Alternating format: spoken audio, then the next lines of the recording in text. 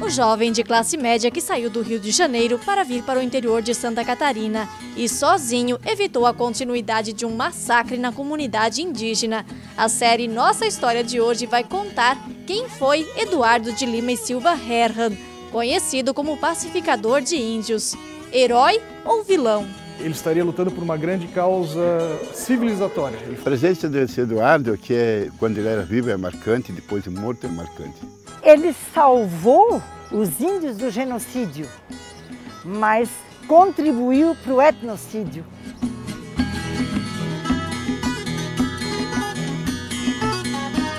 Olá, seja muito bem-vindo a mais um Vale Agrícola, um programa de agricultor para agricultor, mas que também pode inspirar você da cidade. E nesta edição também é destaque. A família que escolheu a produção de pêssego para diversificar a propriedade e deu tão certo que já pensam até em tornar esta a principal renda. Hoje está virando já um produto principal, né? É de encher os olhos, na verdade, né? Eu sou suspeita a falar, né? Eu gosto daqui. As pesquisas em busca das variedades mais produtivas de cana-de-açúcar é o trabalho da Universidade Federal do Paraná. As nossas variedades têm trazido principalmente aumentos da produtividade comparado com variedades mais antigas. No TBT da semana, a história do sítio de turismo que resgata o passado. Hoje em dia é raro ver uma charrete, né? Sim, a gente está cuidando para manter essa tradição, né? Como era antigamente, meus avós tinham, né? Você vai aprender o passo a passo de uma receita de orelha de gato, também conhecida como cueca virada ou bróstoli, pelos descendentes de italianos.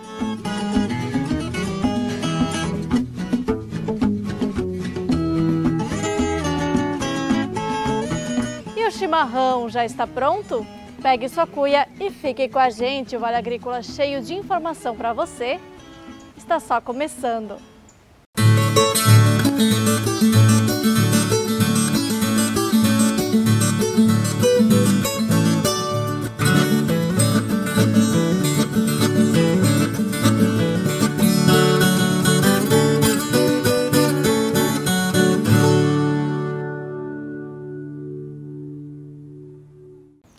Já começou a colheita do pêssego. Uma família do município de Presidente Getúlio investe na atividade há 6 anos para diversificar a propriedade que até então só tinha tabaco. E olha, tá dando tão certo que eles já estão até pensando em reduzir aquele que por muitos anos foi a principal fonte de renda.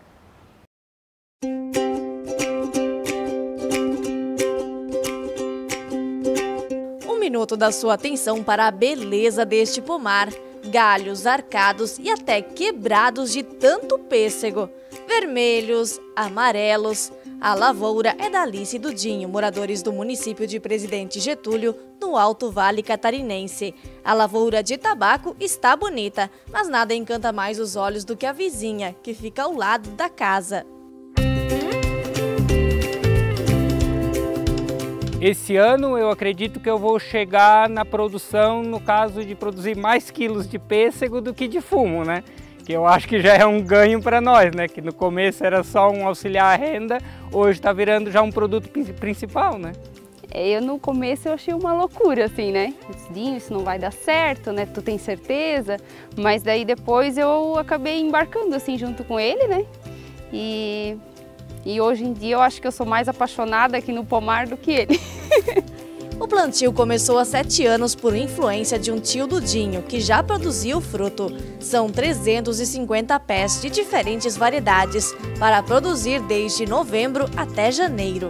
A gente começa com Premier, Precocinho, Sensação, daí agora a gente já está trabalhando com Esmeralda, Ouro Mel 4, trabalhando alguma coisa com Maciel e Fascínio, né? Que são os mais tardios que a gente está em produção agora nesta semana, né?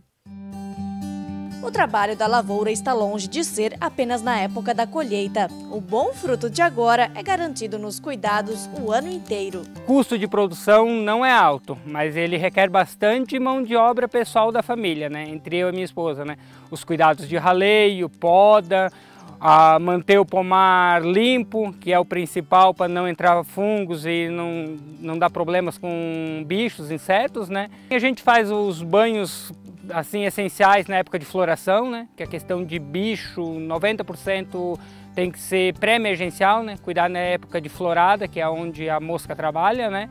A maior parte da produção de pêssego está concentrada na região sul do país. Para uma boa safra, o clima é essencial, pois a planta necessita de temperaturas específicas para completar o ciclo de forma adequada. Na safra passada, inclusive, este foi um ponto negativo. Teve bastante problemas na época de floração e inverno fora de época, né? O clima ano passado não foi apto para a produção de fruta de caroço, né? Esse ano o inverno veio e no tempo certo, né? Que esse que é o requero, que nem frutos de caroço que nem a gente trabalha, né?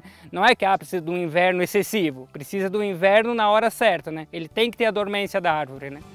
Um ano a caráter para a produção, o que justifica aquelas cenas que a gente viu no começo da reportagem, de galhos até arcados de tantos frutos. É que apesar do raleio, os pêssegos estão grandes, mais pesados. Praticamente toda a produção é vendida aqui mesmo na propriedade. Tem bastante pêssego, né? Tá vendendo bastante, a gente está fazendo bastante entrega. O que está acontecendo até agora, a gente está vendendo tudo. Agora essa semana que vai ser uma semana que a gente tem mais produção, né? Que daí vamos ver se vão conseguir distribuir esse fruto a todos, né?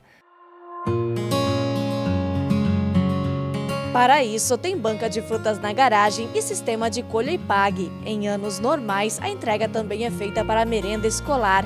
90% dos frutos que a gente colhe, a venda é aqui em casa, né? A entrega fora e alguma coisa que a gente tem de recurso de PENAI nas merendas escolares, né? Não dá 10% da nossa produção que a gente tem, né? Tem gente que vem mesmo para colher mesmo, né? Para colher, para vir aqui, para bater foto, para ver, né? Daí quando assim acontece de sobrar alguma coisa, eu faço geleia ou a minha sogra ela faz aquelas compotas, né? O fruto é vendido por R$ 4,00 o quilo, renda que vem em boa hora e que já faz a família Silva ter novos planos. A ideia agora é mudar, agora a gente está chegando num ponto que vamos trabalhar mais no pomar do que na cultura do fumo. Vamos diminuir o fumo, né, para fazer o aumento do pomar, que agora assim, já virou realidade. O nosso pomar hoje, eu sempre dizia que era uma brincadeira, agora já virou sério, né? A gente já tem compromisso com as pessoas, né? E é de encher os olhos, na verdade, né? Eu sou suspeita a falar, né? Eu gosto daqui, né?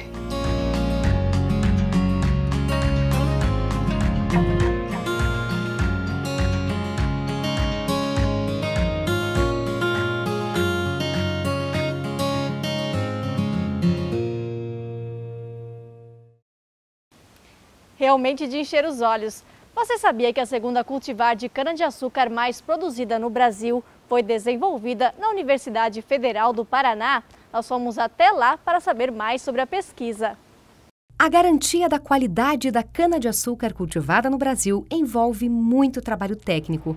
Um exemplo é o Programa Nacional de Melhoramento Genético desenvolvido na Universidade Federal do Paraná. Nesse ano, a UFPR completa 30 anos de participação nesse programa de pesquisa, que é um programa nacional, que envolve mais 9 universidades federais.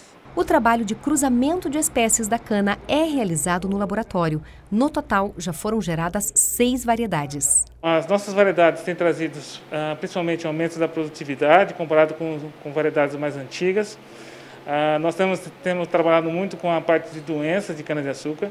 Uma doença pode causar a diminuição da produtividade, mas também materiais que sejam mais doces, teor maior de sacarose, porque as indústrias pagam pelo teor de sacarose, e principalmente materiais que sejam adaptados à colheita mecanizada. É uma tendência hoje, tanto aqui no Paraná como em outras regiões do Brasil, o plantio e a colheita mecanizada. Uma dessas variedades, a RB 966928, tem se destacado no país no sistema de colheita mecanizada. Essa variedade tem uma excelente adaptação nesse sistema de manejo e, além disso, é uma variedade que é muito produtiva, característica essencial, né, para uma nova variedade.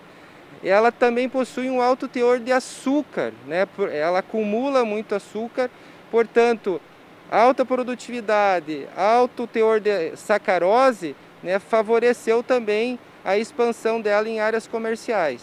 No Paraná, as 26 unidades produtoras de cana-de-açúcar já trabalham com essa variedade, que hoje ocupa 20% da área cultivada no estado e é a segunda mais plantada no país. E as pesquisas continuam. Mais 4 variedades devem ser lançadas no próximo ano. Um destaque, talvez, desses nossos materiais é a chamada ARB 036152, que é um material que é muito adaptado a regiões de solos restritivos, solos arenosos, onde a cana-de-açúcar aqui no Paraná está plantada, em cima dos solos do arenito caiuá.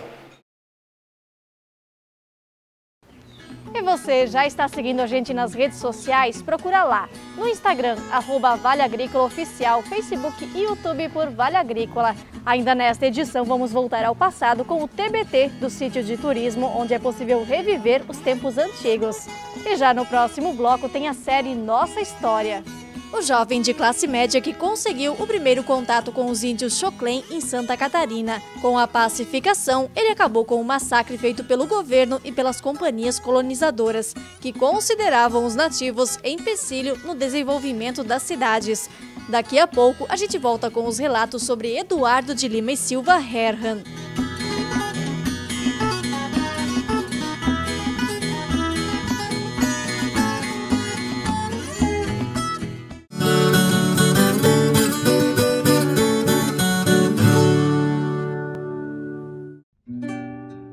O seu esforço de todos os dias reconhecemos na qualidade do seu rebanho. Um plantel bem alimentado e com um manejo correto é a nossa melhor matéria-prima. Pecuarista, na hora de comercializar seu rebanho, conte com o frigorífico El Gole, o seu parceiro no campo. Você que está procurando um terreno para montar um sítio a menos de 5 minutos do centro da cidade? Então preste atenção. Esse imóvel fica a 3 quilômetros apenas do centro da cidade de Laurentino. Tem tudo o que você procura em um sítio. Mais de 30 mil metros quadrados com cachoeira, pedras, peral, figueiras, área útil, com visual magnífico, por apenas R$180 mil.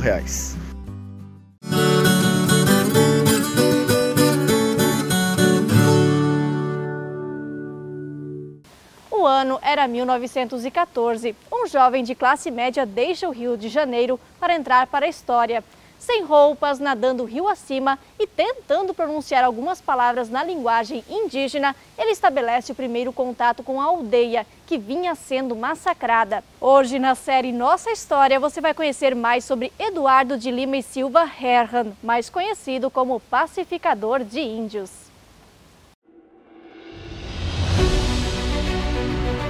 Uma disputa de interesses que acabou em um dos maiores extermínios da história brasileira. Se os índios achavam que na selva havia muitos animais ferozes, passaram a conhecer um bem pior, o próprio homem. Nômades, vivendo da caça, pesca e extrativismo, se viram do lado oposto dos imigrantes europeus, que buscavam no país de terras tropicais uma nova chance de recomeçar. A companhia colonizadora e o próprio governo viam a região como um vazio demográfico a ser preenchido e os indígenas um empecilho a ser eliminado. No meio de toda esta matança, um jovem de classe média estabeleceu o primeiro contato e se tornou herói e também vilão do povo Xoclen. Agora você vai conhecer por diversas vozes quem foi Eduardo de Lima e Silva Herrmann. Tinha na cabeça dele que ele estaria lutando por uma grande causa civilizatória. Ele era um romântico, né? A presença desse Eduardo, que quando ele era vivo é marcante, depois de morto é marcante. Ele salvou os índios do genocídio, mas contribuiu para o etnocídio.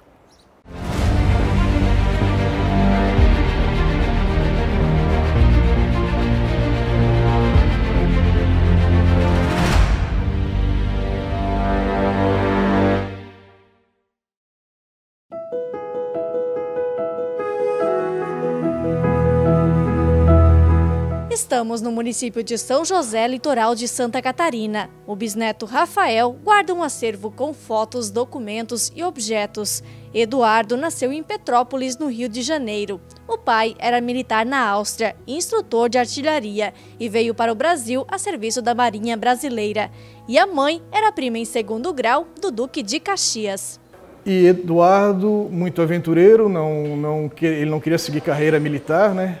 Então ele ingressa no Serviço de Proteção aos Índios, né, que era um órgão criado pelo Marechal Rondon para que os indígenas fossem, digamos assim, retirados das matas, né, aldeados e que se começasse um processo de integração regional.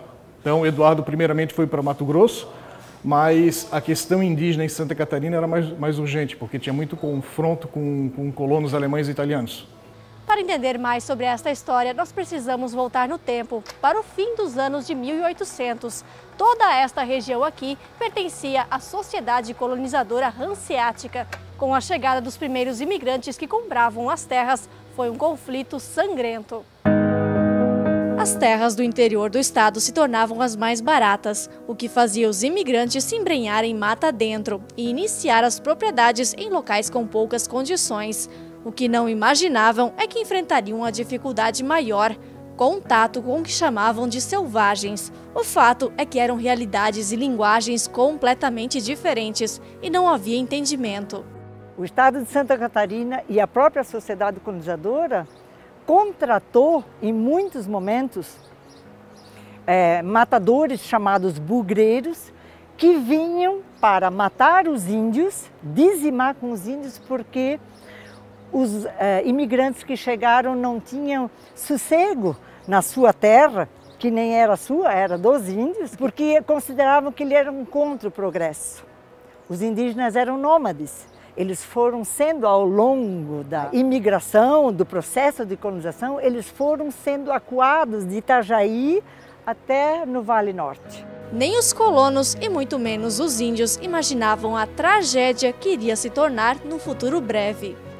Eram imigrantes invadindo a terra particular, a terra dos índios, que eles habitavam aqui há muito tempo antes da chegada do homem branco, vamos dizer, do europeu, dos portugueses, dos alemães.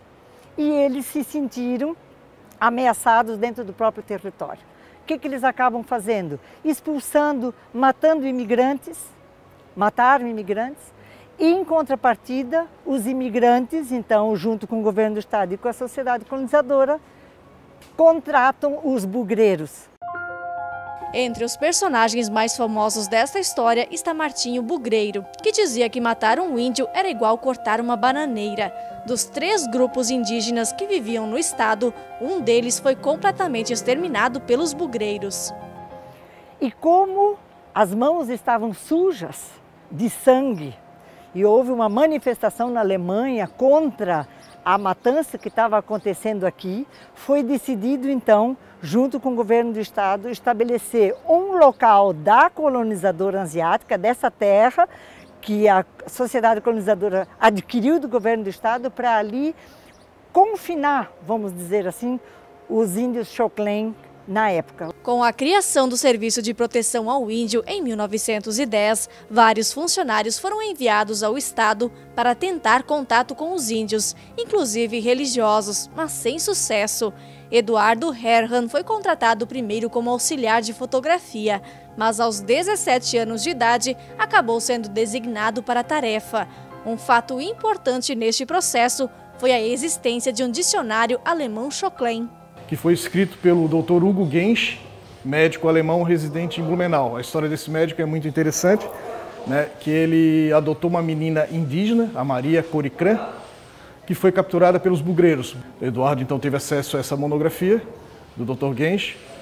O primeiro contato aconteceu no dia 22 de setembro de 1914, quando Eduardo se apresentou seminu, apenas com um facão e pronunciando palavras em Xoklen. Tirou a camisa e gritou várias palavras na língua Xoklen, né? Tentaram alvejá-lo com flechas, né? Mas não atingiram, tal. E ele grita mais uma vez e se aproxima. E os índios ficam recuados e falam que ele tinha uma arma de fogo. Daí ele explica, não é uma arma de fogo, é um presente, eu quero vos dar. Então ele tira um facão e dá lá para o chefe indígena. Então o Eduardo, todo despido, se mostrou vulnerável ou iguais a eles, né, sem roupa, para ter um primeiro contato e ter a confiança. Eduardo só voltou às colônias 1 ano e 9 meses depois, após exaustivos testes de força, resistência e de confiança. Aprovado, recebeu dos indígenas até o apelido de Catangara, nome de uma árvore de madeira elástica e resistente, e convenceu os indígenas que, para sua segurança, deveriam ficar confinados na reserva. Plínio Moser, ele tem uns escritos, já foi criado um livro, né? Ele conta que Eduardo foi atrás de Martim Bugreiro e deu uma intima, né, digamos assim, né? Ele falou, se eu te ver mais uma vez aqui, se tu matar mais um índio, eu vou atrás de ti até no inferno. Então, a partir dali, não há mais registros de ataques aos índios, né?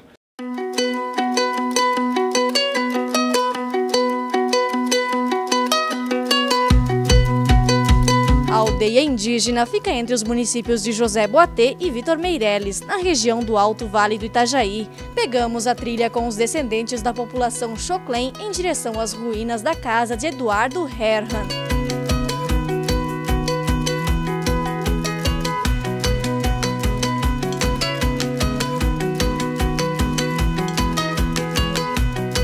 Falar do pacificador de índios é um assunto que divide opiniões. Seu Aniel Priprá, um dos anciões da aldeia, tem 63 anos e diz que conheceu Eduardo. Filhos e netos, acadêmico, universitário. Então isso é um lado bom que ele fez para nós, mas fez que a comunidade indígena trabalhasse para ele como escravo. Isso era a parte ruim dele que ele fez com a comunidade indígena. Se fôssemos comparar o sistema da aldeia na época com o município, neste lugar funcionava o que seria a prefeitura. A sede da morada de Eduardo tinha a casa, que hoje não existe mais, e esta construção, que até lembra uma igreja, e funcionava de escritório. Era daqui que o pacificador gerenciava toda a questão indígena e se comunicava de forma frequente com estudiosos e autoridades dentro e fora do país. Era poliglota, entre elas 3 linguagens indígenas: Xocleng, Caigangue e Guarani. Um estudioso de botânica, de medicina, então, ele tinha um papel meio que, digamos, que um faz-tudo, né? No caso ali, a ordem era ensiná-los a praticar agricultura. Essa é a ideia, praticar agricultura e que tivessem condições de se autossustentar, que não precisasse mais do Estado, né? No caso do Serviço de Proteção aos Índios. Estas fotos antigas do arquivo pessoal do Eduardo mostram uma agricultura em expansão na aldeia. Crianças em uniformes em dia de escola, adultos com implementos agrícolas na produção das mais diversas atividades. Destaque para o arroz, milho, mandioca. A aldeia indígena aos poucos foi parecendo com a forma de vida levada pelos imigrantes. A comunidade chegou a se tornar autossuficiente na década de 40. Então, quando eu era pequeno, aqui, eu vim com meu pai um dia, eu vi esse tal de Eduardo, conheci ele, mandava a mulher dele atender primeiro. Quem era? Quem que está aí? Daí contava para ele quem era. O que você quer? Ia lá contar para ele. Aí depois de tudo contado, aí ele atendia. Alguns registros mostram, inclusive, um Eduardo violento, que estaria por trás da morte de um índio, Basílio Priprá, em 1954. O ancião da aldeia conta que o indígena teria denunciado o trabalho escravo no Rio de Janeiro. O comandante de lá fez um ofício para ele. Ele trouxe para ele aqui, intimando ele para ele comparecer lá. Quando ele veio, ele trouxe para ele aqui, ele recebeu e mandou a segurança dele matar ele. E eles mataram ele, esse tal de Basílio. Bem ali no bueiro, ele foi correndo, viu que ele estava atrás dele, ele correu na frente, atiraram ele. E ele entrou naquele bueiro e acabaram de matar ele. O pacificador ficou preso por 2 anos e foi julgado inocente em 1957. Mesmo assim, não voltou mais para o posto e um dos motivos, segundo os registros históricos, foi ter desanimado com a não criação de uma política para os indígenas. Chegou a quase passar fome por ter dificuldades de receber a aposentadoria, que veio só nos últimos anos de vida. Faleceu em Ibirama por problemas no coração em 1976, mas não sem antes deixar registrada toda a trajetória. Herói ou vilão, talvez nem o próprio Eduardo poderia dar esta resposta. No fim da vida, ele se disse arrependido pelo que fez. Sim, ele conta, se eu soubesse que eles terminariam assim, eu preferia ter deixado eles, pelo menos eles estariam com armas em mão, se defendendo dos bugreiros, né? Ele coloca que pacificar os índios foi o crime dos crimes. Nem ele não gostou dessa história, que ele vai se dar conta na velhice. Então temos que pensar que se não fosse o Eduardo também que tivesse vindo, porque vieram outros antes deles, que também não deu certo, que ele também salvou esse grupo indígena. Centenas de memórias dos povos indígenas e dos relatos da época tentam traçar quem foi Eduardo. O que é fato é que um jovem sozinho conseguiu parar o maior genocídio da história de Santa Catarina. A trilha que leva até a casa do Eduardo é uma das formas dos Xoclen manterem viva a história.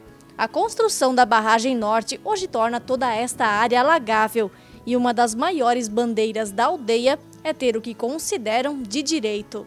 O que precisa nesse momento é devolver a dignidade para os indígenas e devolver a eles as terras que foram demarcadas na época que o Eduardo e a sociedade colonizadora indicaram para eles ficar. O Eduardo iria querer também, por ter se dado conta do prejuízo que a colonização e os imigrantes trouxeram para a cultura tão sui generis como é os índios Xoclen.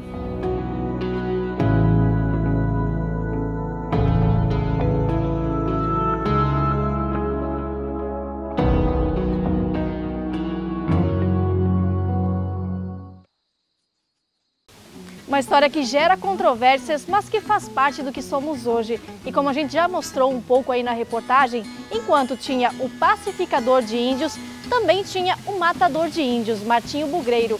E este vai ser o assunto de uma próxima reportagem aqui no programa. Se você também tiver alguma sugestão para essa nossa série, entre em contato. Nós vamos para o intervalo curtinho e na volta tem o TBT da semana.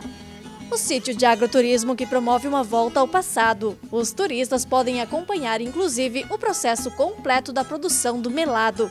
E a Helenir vai ensinar o preparo da orelha de gato, um dos doces mais tradicionais do sul do país e que fica rapidinho pronto.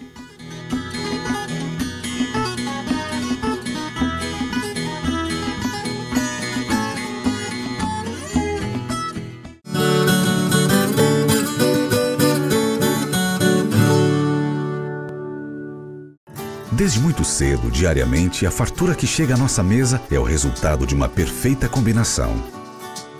O trabalho do homem do campo e a excelência em nutrição animal das rações Cravil.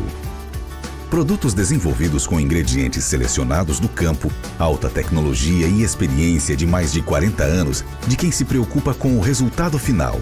Um plantel produtivo e saudável. Rações Cravil. Tecnologia conquistando resultados. A Eco7 é a única do segmento certificada pela Sociedade Brasileira de Reabilitação Traumatológica e Ortopédica. O processo de fabricação dos colchões Eco e acessórios do sono da Eco7 é certificado pelo ISO 9001. Produzimos alta tecnologia para preservar seu maior patrimônio, sua saúde. Diga sim à vida, conforto e cuidados com sua saúde e bem-estar. Colchões Eco7, sinônimo de longevidade. A vida no campo não é como a vida na cidade. O barulho do despertador é diferente, o cheiro do café, a música. A gente gosta de fazer as coisas de outro jeito, do nosso jeito. Quando precisamos de algo, basta procurar os amigos do Sicoob, que sempre nos deram todo o apoio. Sicoob, o parceiro do produtor rural catarinense. Muito antes do agronegócio, ter esse nome bonito.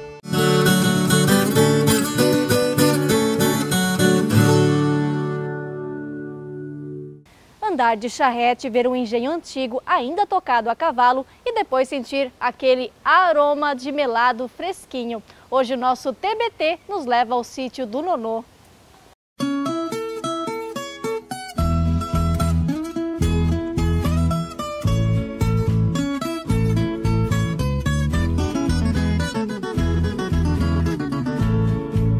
Um cantinho no paraíso que relembra o passado e o gostinho das boas lembranças. Estamos falando do sítio do Nonô, na localidade de Molongu, em Vidal Ramos. Cheio de encantos, delícias gastronômicas e atividades que, convenhamos, são verdadeiras raridades. Do início a gente plantamos fumo no início, que viemos para cá. Daí fomos aos poucos diminuindo o fumo e trabalhando com melado de cana. Fomos vendo que era um bom negócio, que tinha procura. Depois veio os artesanatos em pneu, muda de flor. Tudo isso, hoje, graças a Deus, a gente vive tranquilo com isso. Eu amo o que faço. Dos 12 anos de sítio, 8 são dedicados ao agroturismo. Por aqui já passaram pessoas de várias cidades, estados e até países.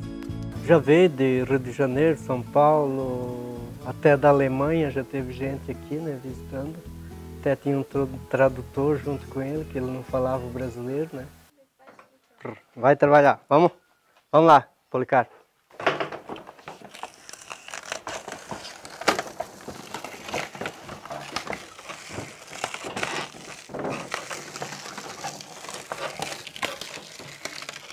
Quanto tempo faz que você não toma um caldo de cana direto do engenho? Aqui no sítio do Nonô, a produção de caldo de cana e melado já se tornou referência e é feita semanalmente, já que eles plantam cana. A cada retirada são produzidos cerca de 180 litros de garapa. Talvez se fosse motorizado não tinha tanta procura, né? E o responsável pelos trabalhos é o Policarpo, que é muito bem valorizado pela família. E ao final também recebe sua recompensa. Quando a gente começou a doma dele, a gente falou que se ele fizesse o trabalho certinho, ele teria sempre a recompensa dele. E aqui está a recompensa dele, é o caldo da cana. 1 litro sempre é dele. Então todo o resultado do engenho, do trabalho do Nonô, do Policarpo, sai aqui, né? É a conhecida garapa, é isso mesmo? Isso. Esse é o caldo de cana, a garapa, que depois vai para o forno, transforma em melado. Ou depois do melado sai a puxa-puxa, aquela balinha que vocês... Que a gente provou antes já. Então vamos provar, né?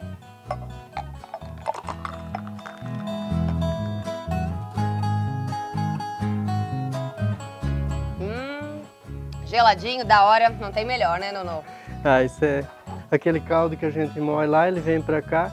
São 5 horas de fogo, né, para virar o melado. Esse aqui ainda demora, né, para dar o ponto. Vai engrossando, evaporando, a água sai toda na fumaça, assim, né, no vapor. E ele pronto dá 30 litros de melado. Hoje são poucos que fazem, né? Ainda mais o ano todo, que o pessoal costuma fazer no inverno, quando a cana está madura, e daí para, né? E a gente já sabe que faz o ano todo, né? Outra atração bastante procurada no sítio é o passeio de charrete. Geralmente quando o pessoal faz uma reserva e já pede o passeio de charrete, demonstração do engenho, né, que é moer a cana com o cavalo, o pessoal degustar o caldo de cana lá no engenho mesmo, né. Essa atração aqui é muito interessante pela questão da cultura, né, hoje em dia é raro ver uma charrete, né. Sim, a gente está cuidando para manter essa tradição, né, como era antigamente, meus avós tinham, né, e o pessoal antigo que vem hoje, para eles é uma volta ao passado, né.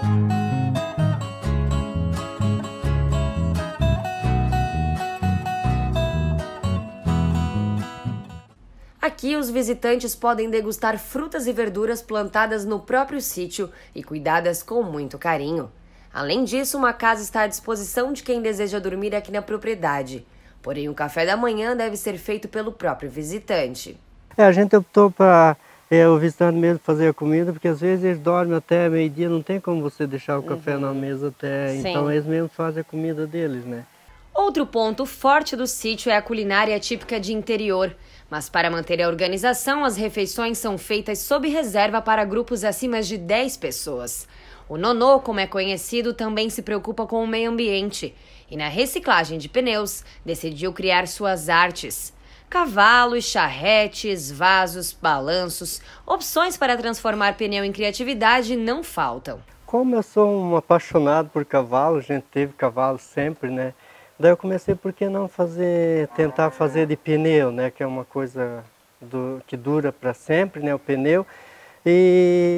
Como eu tinha já o cavalo, tá. E daí a coriama também, os detalhes da coriama fomos bolando e os primeiros não saiu perfeito, que demorou 2 anos até chegar até a vender, né? Daí o visitante começou a ver, achar bonito e começou a venda, o negócio. Visto que ia dando resultado. Isso. Você pega nas borracharias aqui da cidade mesmo, né? A gente pega na borracharia. E hoje o pessoal vê muito o pneu como lixo, né? Eu vejo o pneu como oportunidade de negócio, né? Tem meu ateliê, como é chamado lá atrás, tem uma luz, a maioria eu trabalho à noite, porque é só eu e a esposa sozinho no sítio, tem muito serviço, então à noite eu vou... Em horários alternativos você se dedica vou a ver essa dar um produção. dia de chuva, né? Foram 2 anos até se aperfeiçoar e começar a vender os produtos tanto na propriedade como também na página do sítio no Facebook. E logo logo teremos novidades. A ideia é trazer ainda mais conforto para aqueles visitantes que pretendem passar mais de um dia no sossego. Não construir assim, mas ampliar, tipo essa estufa que tem aqui do lado, né? Transformar em pousada, dar 4 suítes boas, né? A gente ama trabalhar com o povo, conversa e com essa visitação, com o turismo, cada vez a gente conhece pessoas diferentes, troca ideia, isso é muito bom, né?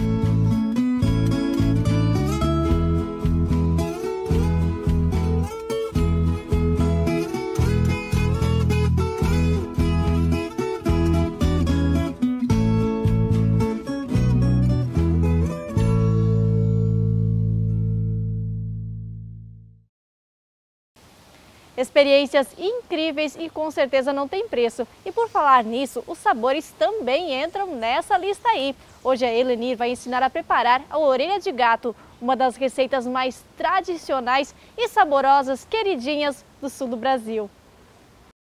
Olá pessoal, vou ensinar uma receita de orelha de gato. Aprendi com uma amiga minha há uns 10 anos atrás. Então vamos lá. 2 ovos inteiros, né? 8 colheres de açúcar, já coloquei tudo separadinho. 2 colheres de margarina, quem preferir nata. Eu não tenho a nata agora, então vou usar 2 de margarina. Vamos dar uma mexidinha.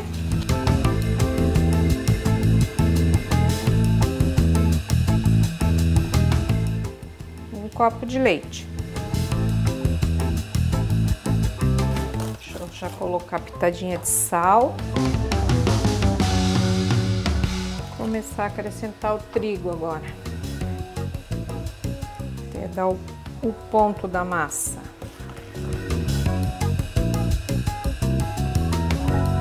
Eu gosto de colocar cachaça, uns 50 ml de cachaça, pode colocar, para não puxar muito a gordura na hora de fritar. É opcional, né? Mas eu gosto de colocar.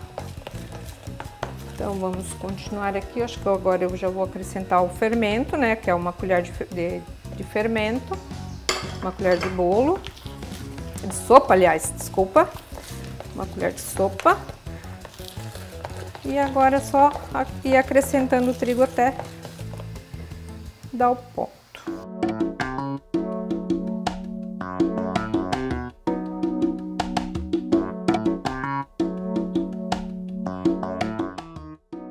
Antes de terminar, na verdade, eu coloquei já a gordura esquentando para adiantar.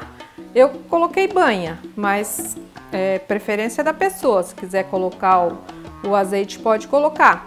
O bom é colocar bastante, assim, que a orelha de gato fique tampadinha para ela ir quase se virando sozinha. Então vamos continuar aqui, agora é mão na massa.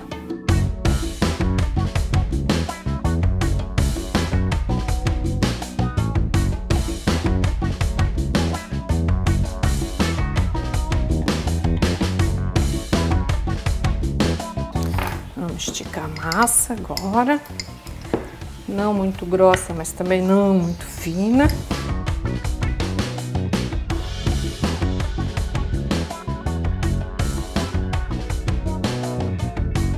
Corta em umas tirinhas mais ou menos no mesmo tamanho, na mesma largura, né? Eu gosto de cortar ele atravessadinho assim. Tem gente que corta reto, mas eu gosto de fazer isso. Fez um cortezinho e é só virar nossas orelhinhas. Para quem tiver dificuldade, depois de fazer o furinho, pega uma das pontinhas, passa por baixo, passa pelo furinho e é só puxar. Fica a orelhinha pronta.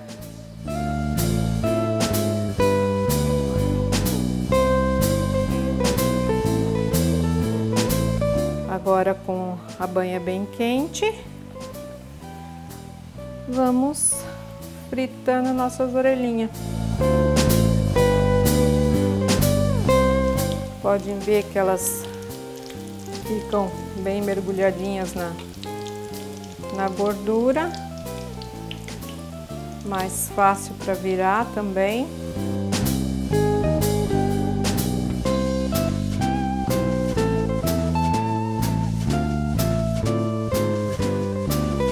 Quero dar uma dica, tirou da frigideira, deixa só escorrer um segundinho assim, só mesmo para tirar a gordura, e ela quentinha ainda, passar no açúcar e na canela, para quem gosta, né? Então só para saber que tirou, deixou só um segundinho, já passa, porque senão ela vai, bem no fim, não vai soltando o açúcar e ela não vai pegar mais na canela. A gordura vai ficar toda aqui dentro e ela não gruda mais, ó, assim ela vai grudando.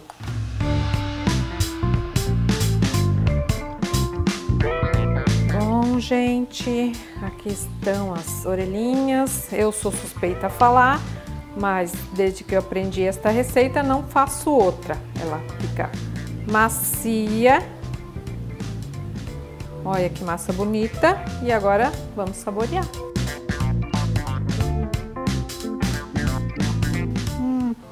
Muito boa.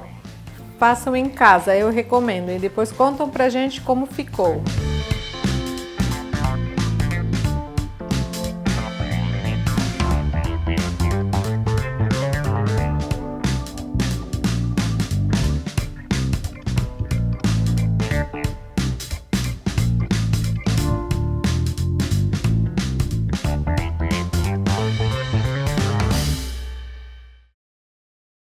Cafezinho preto e amargo não tem pra ninguém. Como a gente já falou, tem gente que conhece por vários nomes. O que é fato é que essa receita é daquelas que a gente tem que ter no caderninho. Uma receita prática, rápida e muito saborosa, principalmente se você receber uma visita, né? Quiser fazer alguma coisa rapidinho. E você, se fizer, marca a gente nas redes sociais. Pode mandar a foto pra gente ou marca lá no Instagram, @ValeAgrícolaOficial. Estamos esperando a sua participação. Muito obrigada a quem nos acompanha pela internet, sempre deixa os recadinhos, ou também pelas TVs Brasilzão afora. É muito bom ter sempre a sua companhia. O programa de hoje está chegando ao fim. Tenha dias produtivos de trabalho. A gente se vê na semana que vem. Até lá!